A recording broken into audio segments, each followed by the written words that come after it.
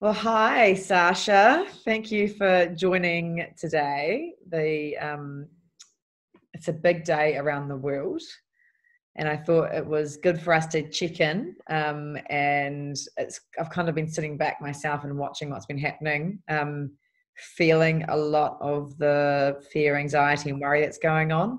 And we thought it was kind of a good time just to jump on and have a talk about how you survive this mandatory global pause that is occurring and what's important right now, and how do you survive from a mental emotional kind of side of things as well, not just a go wash your hands, you've got enough of that information out there right now, stop overbuying and stocking your shelves, because that's a bit crazy as well.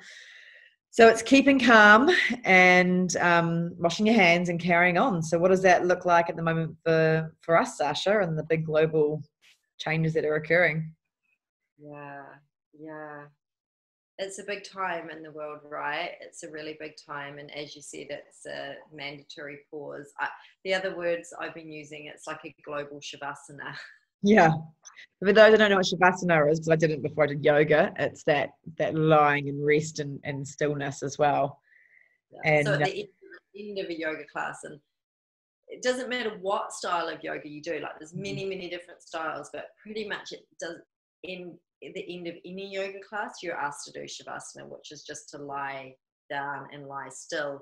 And it's to assimilate the information that you've just had in your, not from your mind, but from your body. And the idea is that you quieten the mind and just trust that the body will assimilate everything that it's needed to assimilate. So it's kind of what we're doing, right? yeah, and it's so enforced. And when we're in chaos with life and everything else, it's very hard to actually just settle into that. There's so much going on with mind and emotions, and to actually just be still and calm, it's not really the go-to right now. So I think that's something to talk about, because it's actually what we need more of in these times of crisis and change. Yeah. It's that thing of, well, what can we control? Yeah. And I think, this is showing us that the reality is that we're not really in control, and things can happen at the drop of a hat. Yeah. And how do we resource ourselves so that we can move through it in a way that doesn't impact us more, impact us mentally and emotionally more than, what it needs to. Yeah. I think that's because, we're very aware of the global impact that's coming right now, with people losing loved ones, with the changes in the financial burden, with people losing jobs coming up. There's a lot of uncertainty and change, and you can really feel that in the environment around us. So we can't always stop those things that are snowballing right now, and that's not what we're even trying to sort of put out there. It's like, let's just park that for a second, and what can we control, what can we do? And this last year of my life has really taught me that the things that you are in control of is really your own well-being. Yes, the other people around you can support that. Somehow this last 12 months has made me sort of actually be okay with what's happening right now in the world. Because you've got the resources to move through it, right? So my toolbox is pretty full right now. Yeah, but I'm sure when it first hit, there was a feeling of, how the hell am I going to get through this? Yeah. Oh, absolutely. So on the floor for several weeks, I was being driven by my nervous system from a sympathetic taken over, hijacked, because I didn't know if I can control that threat that was happening. And that's very much what's happening now to most of our bodies, is that we're getting triggered and stimulated. And sometimes it's just from the media, which is, we need to keep in touch with things, but then sometimes we actually just need to take a pause from it and just disconnect, because it's actually all consuming and overwhelming. I've made a decision in my own self, is no social media looking after dinner. Yeah, good call.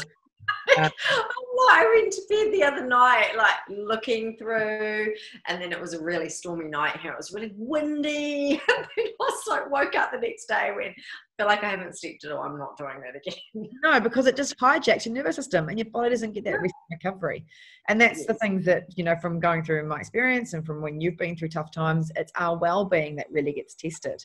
And mental, emotional, and physical, and spiritual as well. And don't get me wrong with that one. That's such a key element to it.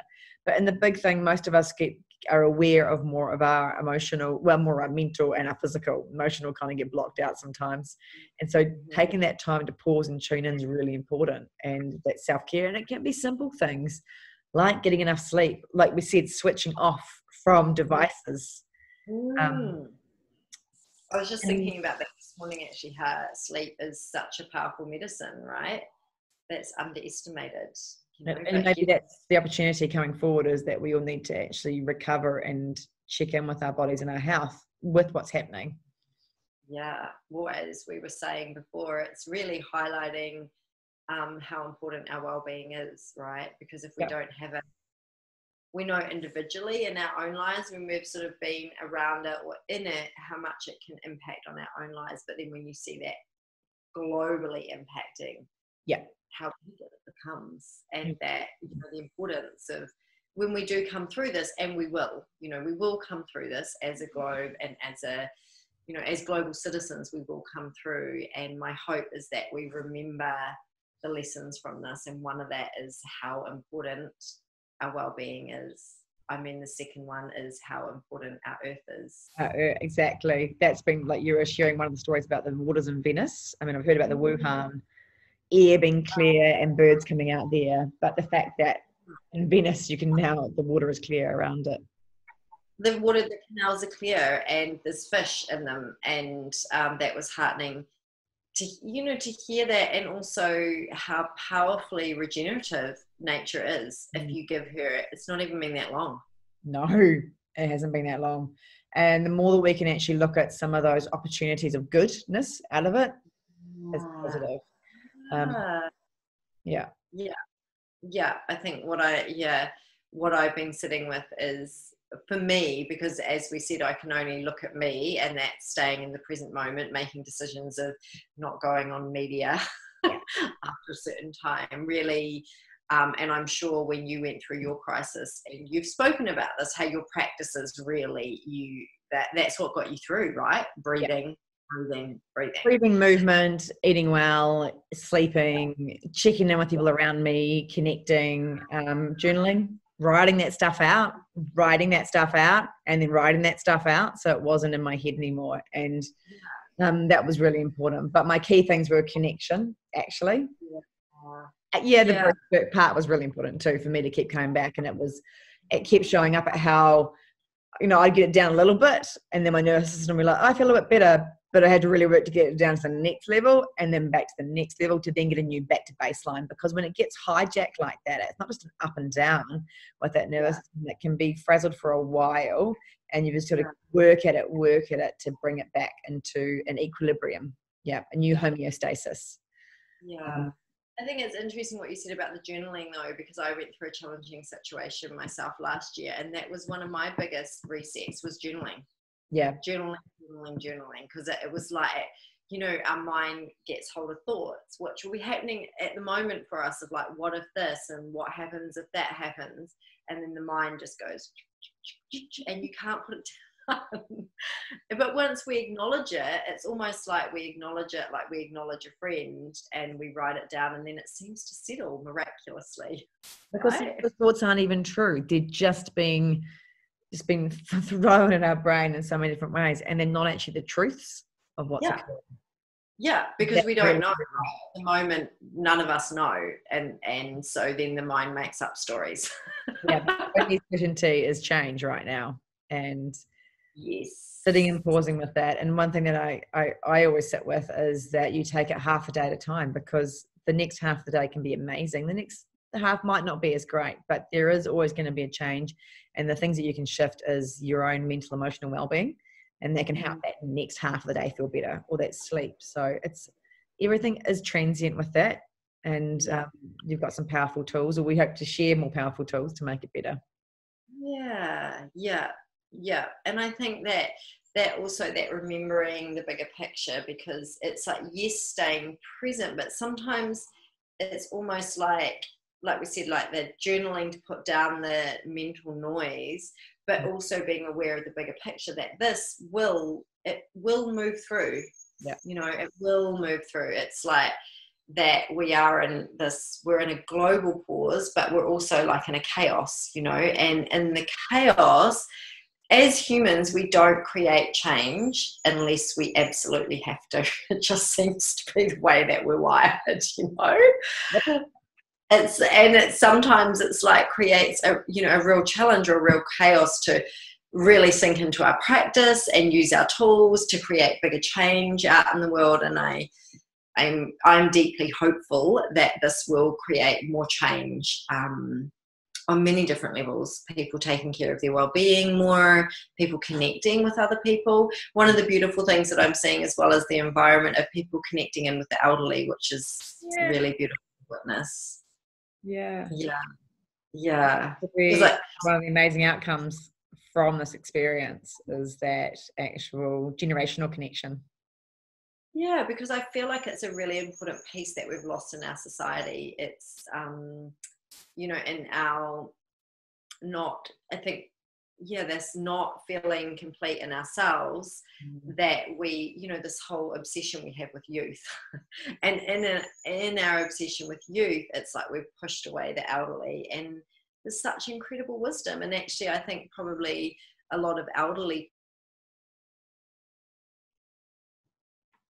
greater challenges than this, that have been through world wars, that have been through depressions and economic recessions and divorces and loss of loved ones and cancer, will probably, they're the ones that will go.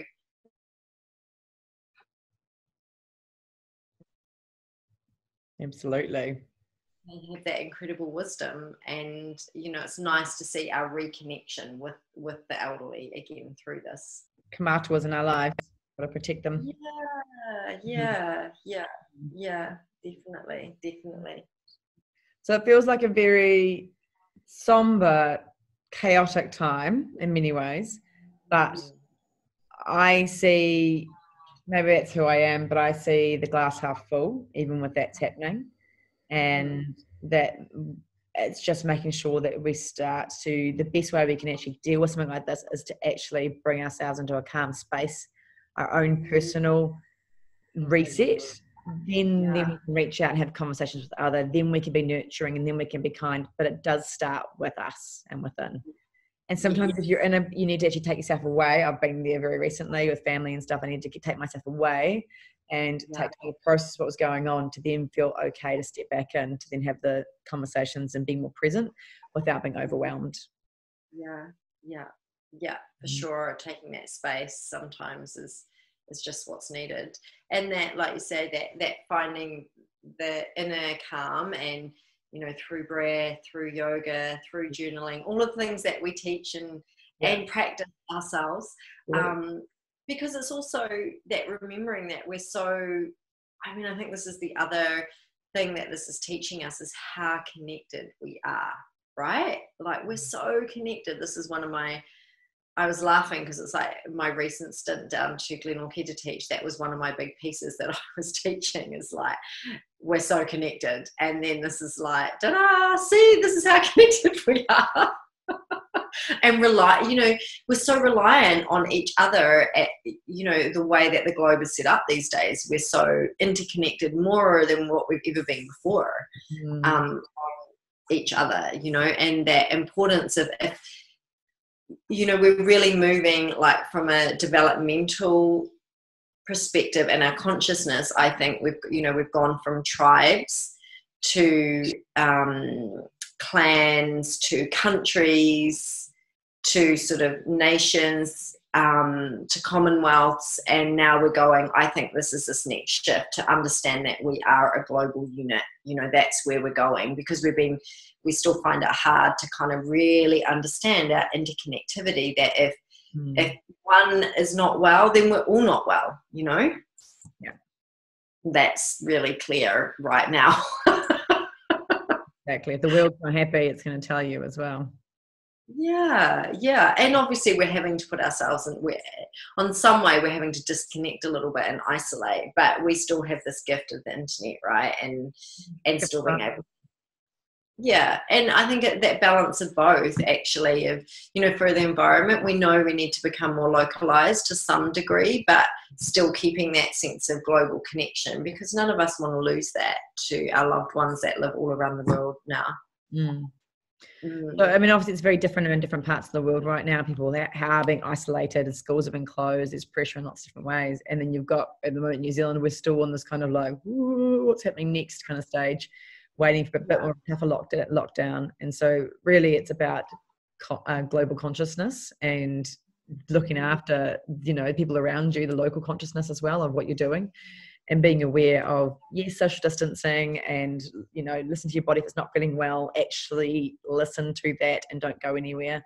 Like, isn't that a beautiful piece? Because often I know myself, right? Like, I do this. Oh, I might not be feeling 100, and it'll just be like, oh well, I'll just have a coffee.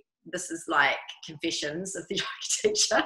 I'll just have a coffee and push on through, you know, knowing that actually what I should be doing is stopping, putting my legs up the wall, which is a restorative yoga pose, one of the most beautiful restorative yoga poses, breathing, resting, nourishing myself to allow, because when we pause, you know, as we've seen out in the world, like when we've paused, the world has regenerated. It's the same within us, right? When we pause, the body really easily regenerates and gets on top of things. And we're going to see over this next week, well, how closely we're going to have to listen to that. Yeah. If we pause, if people actually learn to pause. That's your great. No, I know, I love it. Because that's me as well. What? I had like a random, working on my computer today on the ground, the kittens are coming over and torturing me, and I had this like lie down, and it was almost like I was a murder scene. I was like lying there on the ground. If someone had come in, they'd be like, what's she doing? I was like, I was going to breathe on the ground on my mat, my rug. So I did a wee pause, and it just reminded me of how good to refresh it was. But, you know, we don't do it enough. And permission is granted, people. Pause. Yeah. Right, it's like we've got a global permission of like, please pause, please pause, please pause. Yeah. On that note, I think we'll need to sort of let people take that time away, and thank you for listening, whoever's been on watching, and be safe, be kind, and take that moment to connect.